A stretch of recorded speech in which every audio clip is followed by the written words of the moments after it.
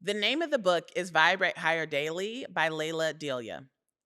And in the book, she talks about the four types of storm that you will experience and go through in your life. And I found the language to be so helpful to make meaning to the different types of storms that I've experienced, I am experiencing, and will continue to experience on the journey to and through seven and eight figures.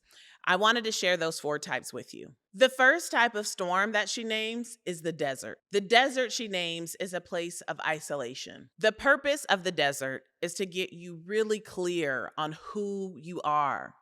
And that level of clarity will only come when you are still, when you have eliminated all the distractions, and in silence. So it feels like you're alone. It feels like you're kind of just out in a canoe in a big, huge ocean river, but you're actually in the desert. And think about the power and impact that the desert is positioning you for, the impact of getting really clear on who you are. So, I wanted to give you a quick example of how I've experienced the desert in my own leadership journey. So, this was around 2011. I was a resident principal at the time, and I was having a very challenging experience.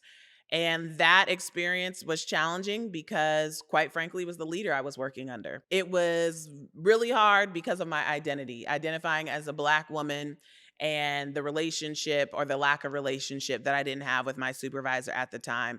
It just felt really hard. And in the midst of that, there were just a lot of things happening at the school that I was a resident principal of, and I just felt like I was so alone because I was a resident principal, so I was there for a year learning and studying under a principal to where there was no one else in the building that had that same role as me.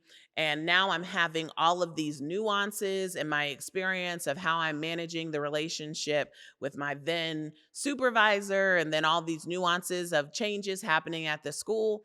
I just felt like there weren't many people who could relate to that experience. I was experiencing some level of isolation during that. And now, over a decade later, I can look back on that experience and know that that experience actually made me really clear on who I was and who I am. That experience made my values so incredibly clear to me. It anchored me in my values. It made my valuables unshakable because I had the experience of being able to drown out the noise, of being able to minimize distractions so that way I can see and feel who I was at my core. Because when you are in the desert, you are going to be faced with choices that you normally couldn't see, choices that would be drowned out by all of the noise, all of the things. You are going to be forced to face who you are and make a decision. So, the purpose of the desert is to push you to get really clear on who you are.